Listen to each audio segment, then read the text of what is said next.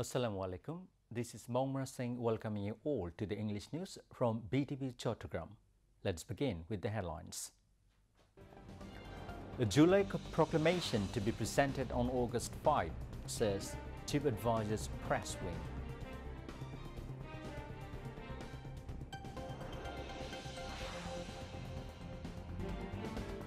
Bangladesh enters new phase through July uprising, says Information and Broadcasting Advisor.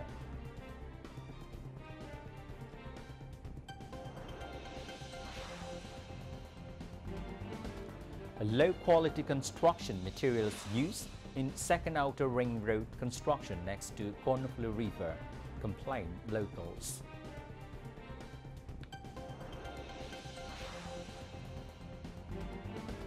Secret meetings of various organizations affiliated with Awam League not to affect law and order situation, says Home Advisor.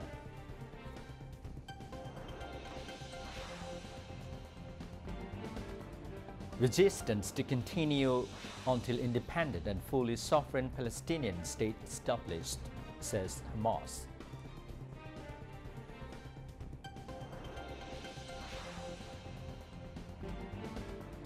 And Bangladesh under-19 team moved to final, beating host Zimbabwe by 8 wickets in their fourth match in group phase of Tri-Nation Series at Raater Sports Club.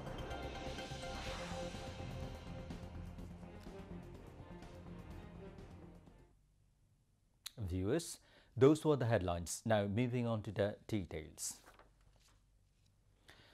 The interim government has finalized the draft of the July proclamation. The July proclamation will be presented before the nation on Tuesday at 5 p.m. in the presence of all stakeholders of the mass uprising, said a press release issued by Chief Advisor's press wing. The press release said that details will be announced soon to this end. As part of the July Reawakening 2025 program, the Ministry of Information and Broadcasting organized a colorful rally in the capital today, holding vibrant banners, festoons and placards inscribed with various slogans of the July mass uprising. Officials and staff from different departments of the ministry gathered in the morning at the Osmani Memorial Auditorium. The grand rally, led by Information and Broadcasting Advisor Mohammed Mahfuz commenced from Osmani Memorial Auditorium and paraded through several streets before concluding at the Central Shade Minar. Following the rally, speaking at the premises of the Central Shade Minar Advisory, Mohammed Mahfuz said that Bangladesh has entered a new phase through the July uprising.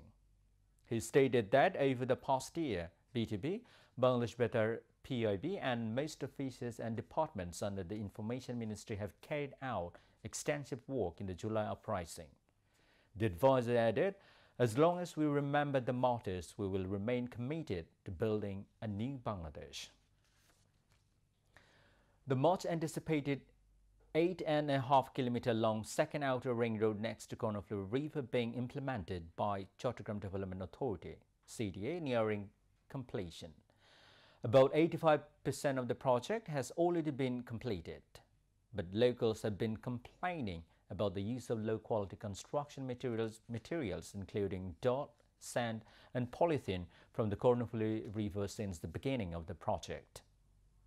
Construction engineers fear the road may collapse within 1 to 2 years due to the construction of the road with low-quality materials. The government is spending 2,779 crore taka for the project. This 3-year project started in 2018. However, since the construction was not completed on time, the project period is now on its 7th year, being extended for several times. Locals complained low-quality construction materials are being used in this project, which was launched by the government to resolve waterlogging and traffic congestion in Chattogram and develop local tourism. Although there are rules for using new and quality bricks and sand in the project, the contractor implementing the project is doing the opposite. The concerned ones of the project have not taken the reports published in various media outlets into account on this issue at various times. However, a project director, Rajiv Dash, executive engineer of the Chattogram Development Authority, has denied such allegations. He claimed everything is being done according to the rules. On the other hand, Oshim Kumar Howlader, project manager of the Secretary Engineers Limited, the contractor implementing the project, said something different.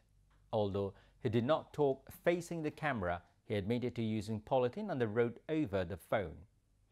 Blocks have been placed on the side of the river bank, and the work is still ongoing through the road walk has been completed in most places. Work is also underway to make the road parallel in some places. The sand and dirt soil dredged from the Cornflow River were found a pile up nearby. From there, these are being brought in trucks and dumped in constructing the road. No project official present at the scene agreed to comment on the matter. However, construction experts said the road could collapse within 1 to 2 years. A substandard and a porous sand was used in this construction. In addition, there is the risk of it collapsing before its time, as heavy vehicles carrying goods from the port will ply along this important road. Home Advisor retired Lieutenant General Mohammad Jahangir Alam Chaudhary has said that a secret meetings of various organizations affiliated with the Awami League will not affect the overall law and order situation. He made the remarks today while speaking to journalists after visiting Mohammadpur police station in the capital. The Home Advisor said that the activities of the Awami League have already been banned. Even so, if they attempt to engage in any wrongdoing, they will not be spared under any circumstances.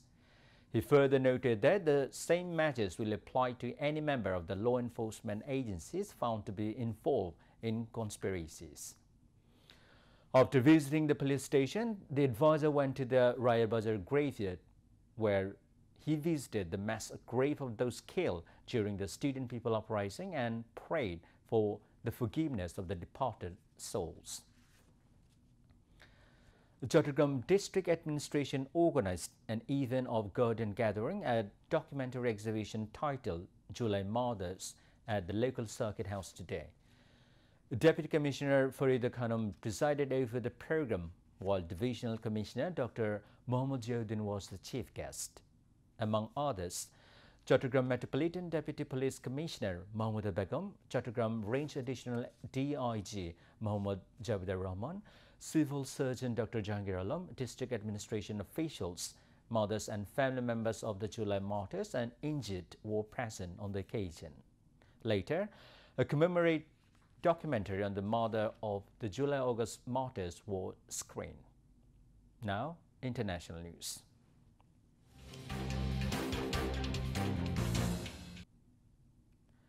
Palestinian resistance will not stop until the occupation ends and independent.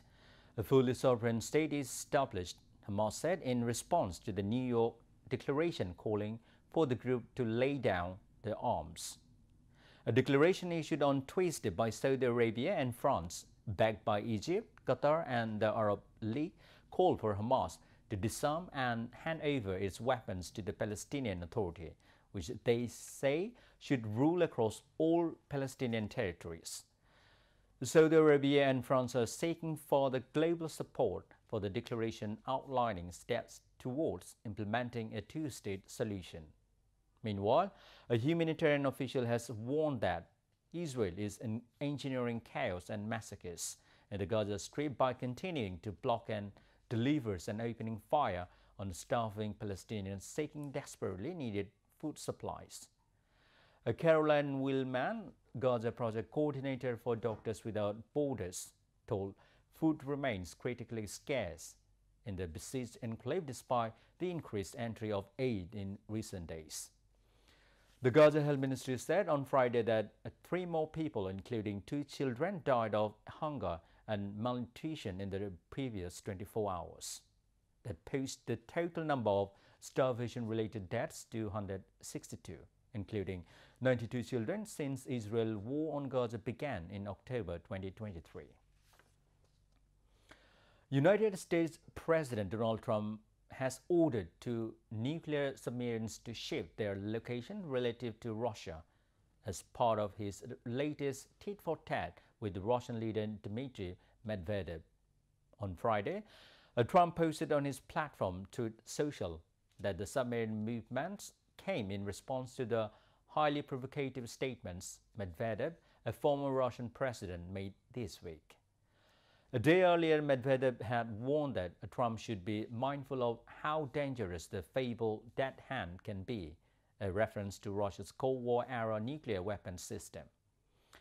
In recent weeks, Trump has been enmeshed in an escalating war of words with Medvedev, who currently served as the deputy chairman of Russia's Security Council under current President Vladimir Putin. A manhunt is underway for a former United States soldier suspected of carrying out a shooting in a bar in the U.S. state of Montana, which has left 4 people dead.